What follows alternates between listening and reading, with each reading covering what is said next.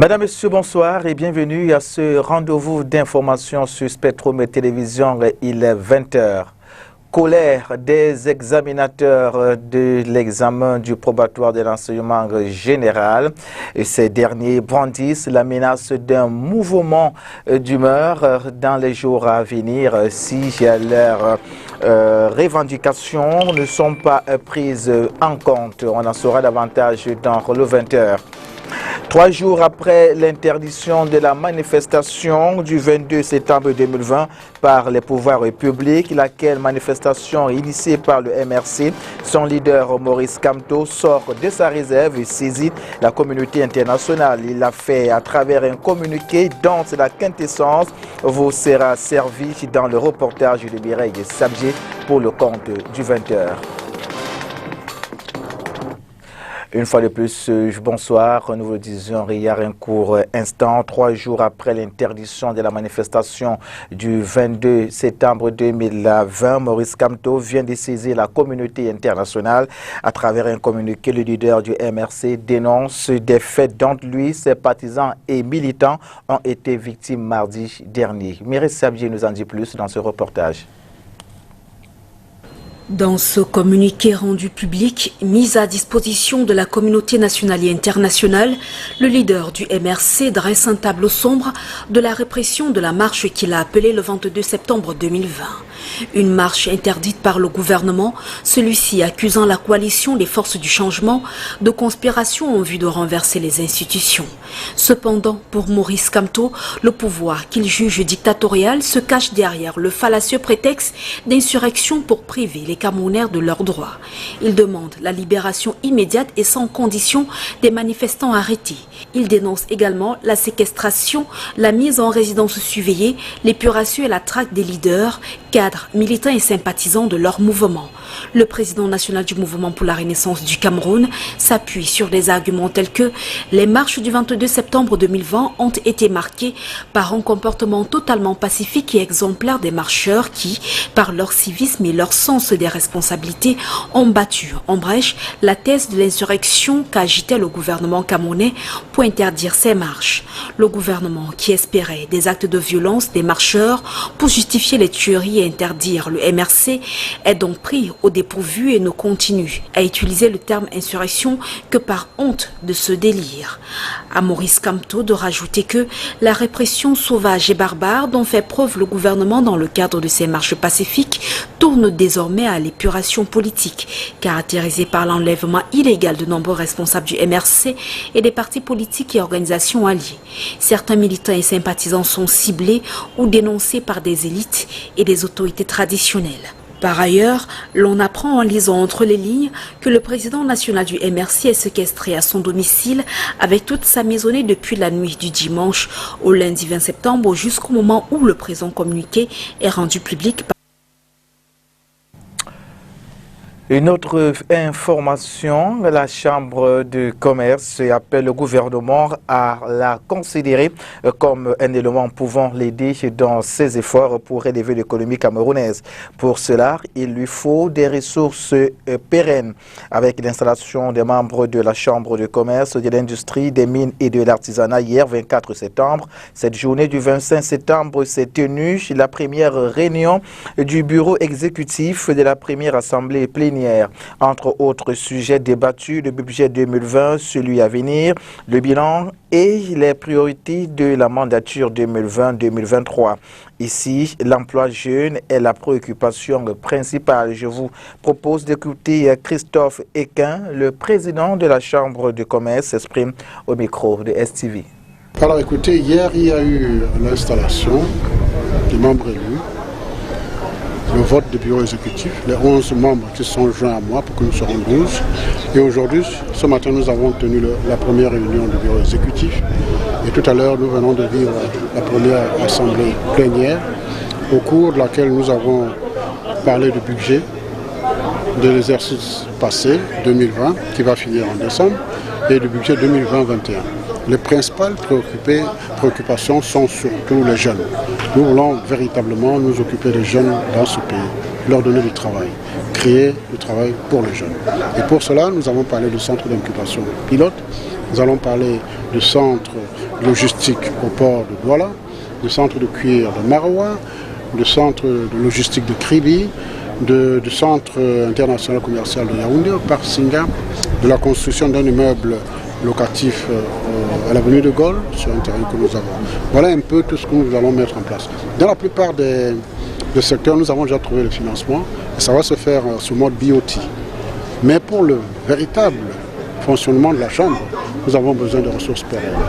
C'est pour ça que nous disons encore au gouvernement de considérer la Chambre comme un élément qui peut aider la Chambre dans tous les efforts que le gouvernement est en train de mener pour relever la situation de l'économie camerounaise, surtout les entreprises camerounaises. Nous disons au gouvernement de nous aider à les aider, car nous sommes sûrs que nous le ferons.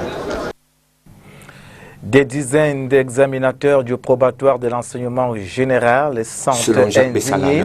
Ils l'ont fait savoir ce jour, à quelques jours de la rentrée scolaire. Ils disent n'avoir pas reçu leur prime relative à la vacation,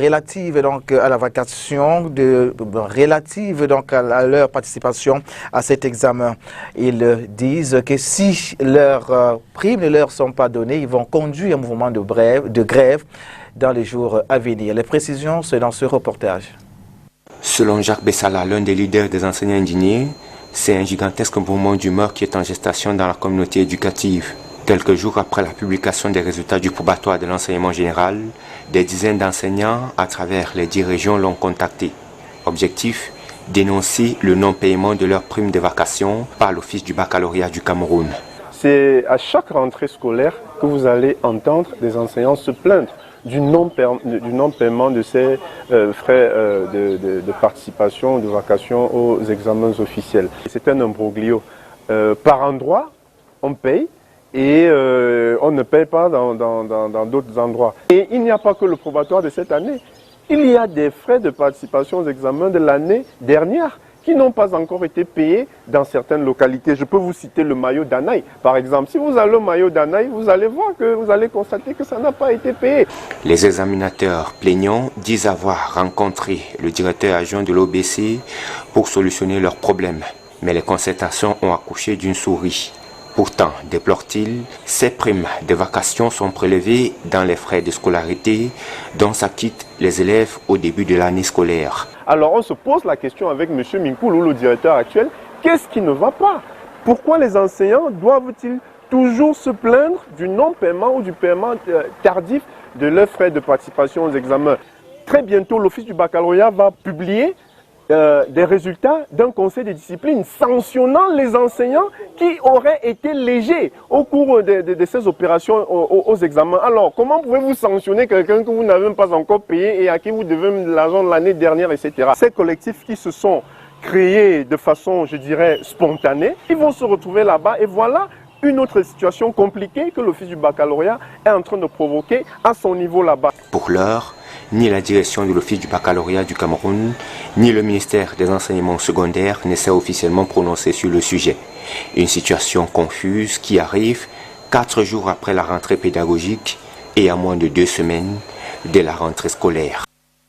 Restons dans le registre de la rentrée scolaire pour parler maintenant de ces innovations en perspective. Désormais, chaque classe devrait avoir au maximum 50 élèves. Les responsables d'établissement devront mettre l'accent sur les cours à distance. Telles sont entre autres réformes prescrites par Pauline Alova-Lyonga. C'était durant le lancement de l'année scolaire à Yaoundé. Retrouvons une fois de plus Olivier Bouzeke. Le train des réformes du système scolaire camerounais poursuit son trajet. Le ministre des Enseignements secondaires a communiqué à la communauté éducative les nouvelles orientations relatives au fonctionnement des établissements scolaires. Ainsi, l'on retient que dès la rentrée scolaire 2020-2021, chaque salle de classe ne comptera pas plus de 50 élèves. Une disposition ancienne, mais qui peine cependant à être implémentée sur le terrain. Cette fois, la patronne du ministère des Enseignements secondaires entend veiller à l'application de cette mesure compte tenu de la pandémie du coronavirus qui n'est toujours pas maîtrisée.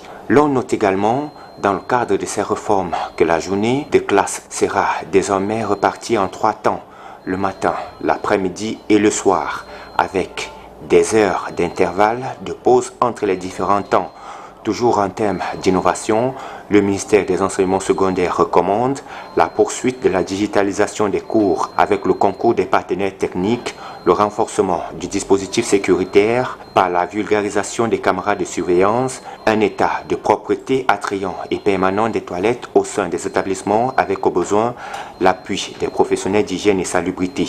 Aussi, les responsables des écoles sont appelés à mettre l'accent sur l'enseignement à distance afin de parer dans le futur à toute éventualité comme le Covid-19.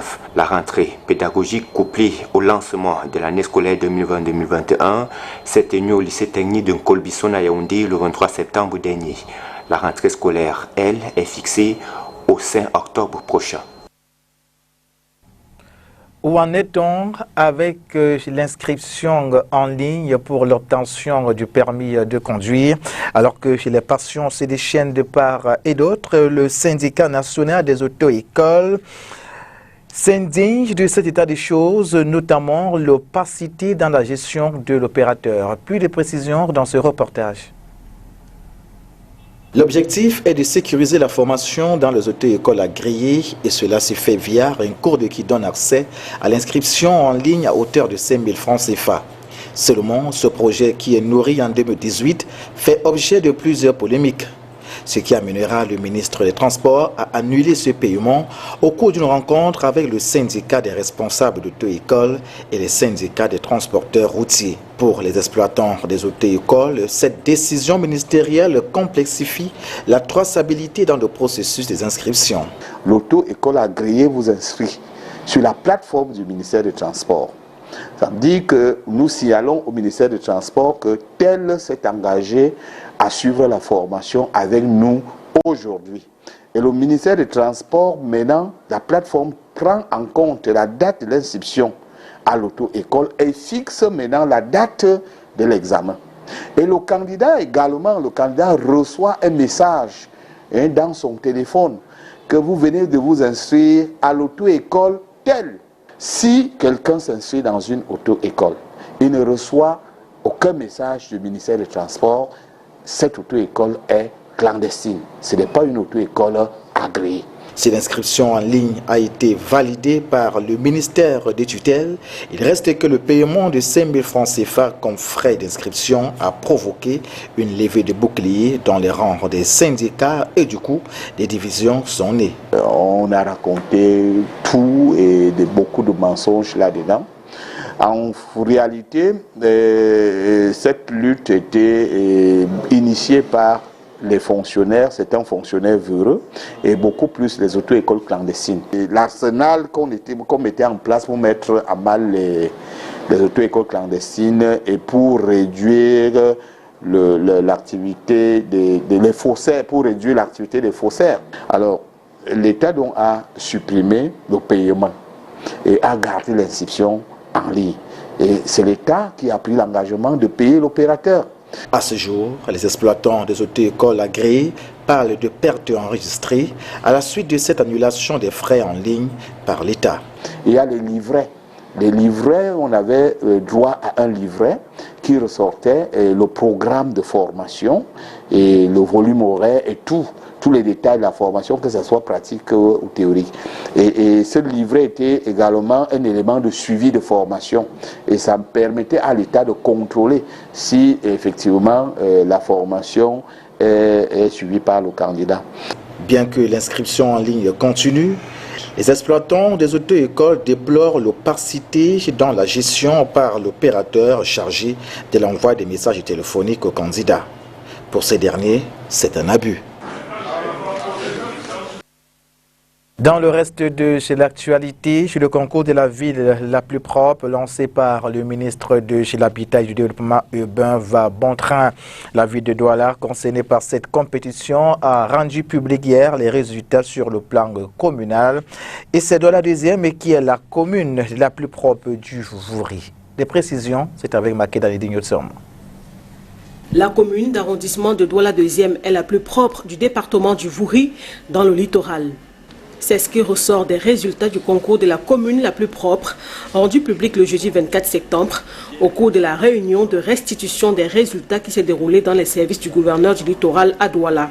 Après Douala 2e, l'arrondissement de Douala 5e arrive en 2e position. Le projet de la ville propre a été un projet de campagne que j'avais mis sur pied.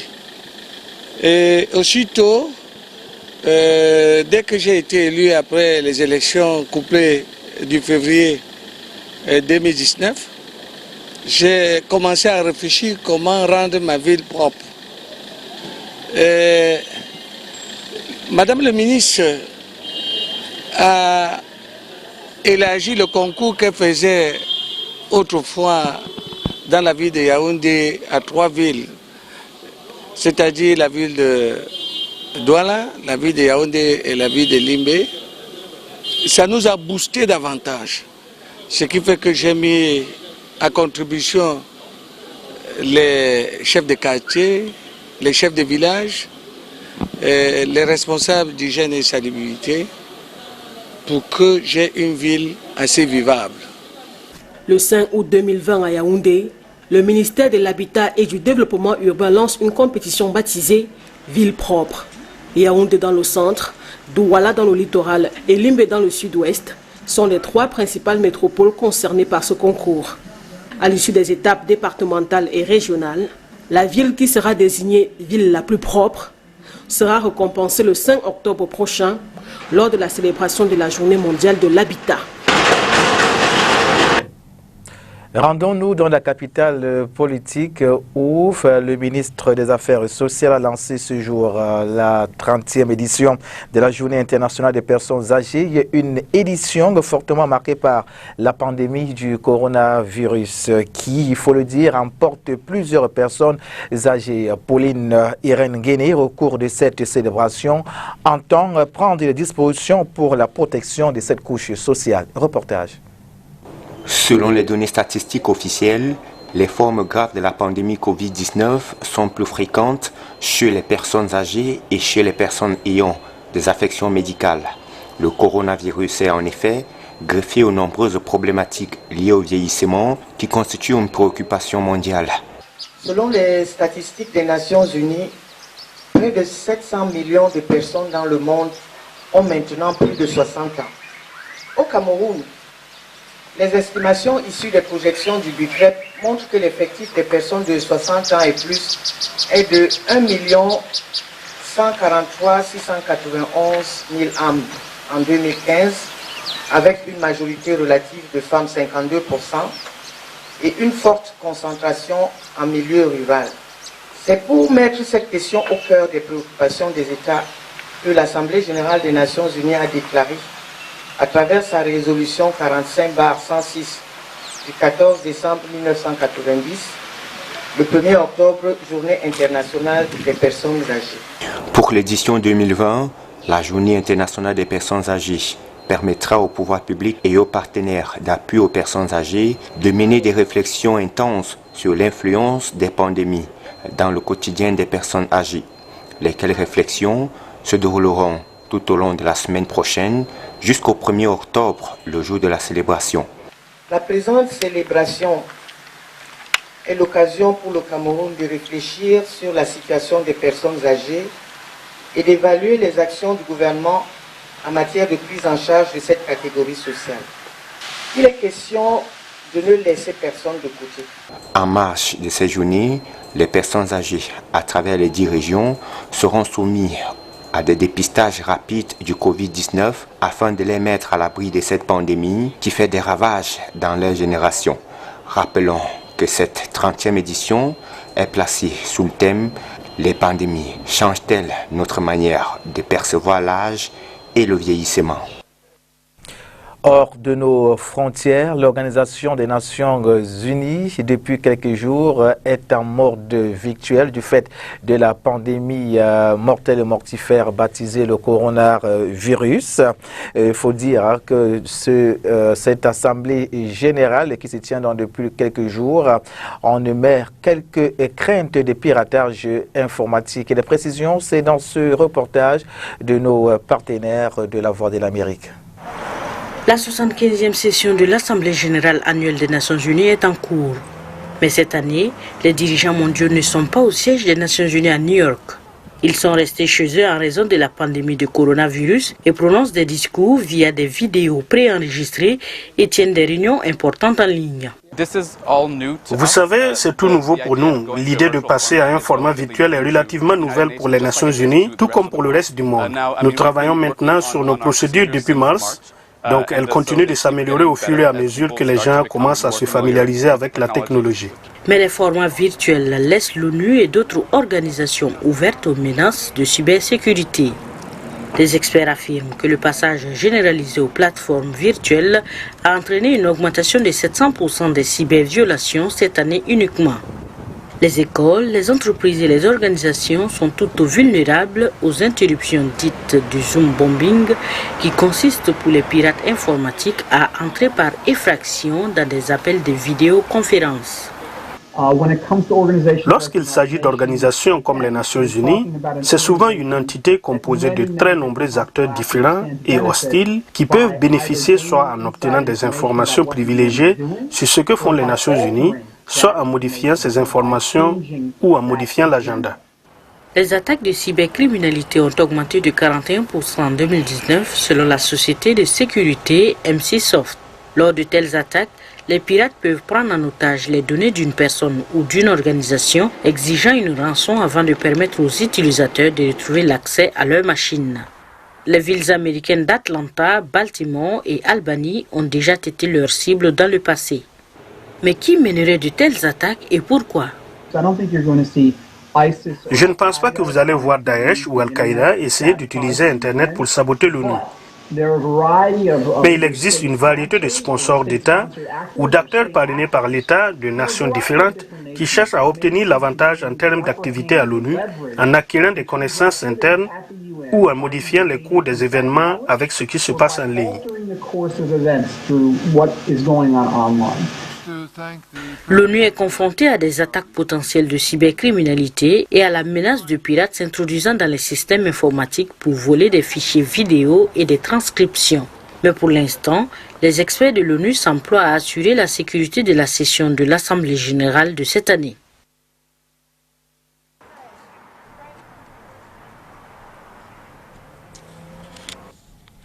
Parlons à présent de sport. Le président de la Ligue de football professionnel du Cameroun, le général Pierre Semengue, reste en place jusqu'au 30 juin 2020. C'est l'une des résolutions prises ce vendredi à Yaoundé par l'Assemblée générale de la Fédération camerounaise de football. Résolution déjà adoptée hier par le comité exécutif de la FECAFOOT. De précision, c'est dans ce reportage. Cela s'apparente à l'aménagement d'une sortie honorable. Ce vendredi 25 septembre, la Fédération camerounaise de football réunie en Assemblée générale à Yaoundé affirme dans sa résolution numéro 10 que sous réserve d'une volonté d'apaisement réciproque, elle prend acte de bonne foi de la sentence du tribunal arbitral du sport qui rétablit la Ligue de football professionnel du Cameroun dans ses droits. Cependant, la LFPC ne peut les exercer que pour autant qu'elle justifie d'organes légalement et statutairement habilités pour la représenter, agir en son nom et prendre des décisions. Fin de citation. Or, ce n'est plus le cas depuis l'expiration du mandat du conseil d'administration le 25 juillet dernier, précise la FECAFOOT. Dans le même ordre d'idées, la FECAFOOT rappelle que le règlement fixe l'âge limite d'exercice de fonction de président de la Ligue à 75 ans. À cet effet, la fédération, à titre exceptionnel en dérogation au règlement, permet au général Pierre Semengue d'occuper le poste de président de la LFPC jusqu'à la fin de son mandat, le 30 juin 2021. L'Assemblée générale de la FECAFOOT donne également mandat à son président de nommer dans les 72 heures un secrétaire général de la LFPC conformément au texte de la fédération et de la Ligue. Dans la foulée, la FECAFOOT instruit à la Ligue d'organiser dans les 30 jours une assemblée générale élective en vue de remplacer pour la durée du mandat restant les membres du conseil d'administration de la Ligue ayant perdu leur qualité. Dans une sortie médiatique sur Sky Radio à Yaoundé, le général Pierre Semengue a dit qu'il n'est pas d'accord avec les résolutions prises par l'Assemblée générale de la FECAFOOT ce 25 septembre. Voilà qui met un terme à ce rendez-vous d'information sur Spectrum Télévision. Retrouvez demain à 20h. Édition d'information bilingue avec l'équipe du week-end. Restez fidèles, mesdames et messieurs. Nos programmes se poursuivent en temps réel sur Spectrum Télévision. Bonsoir à tous et à toutes.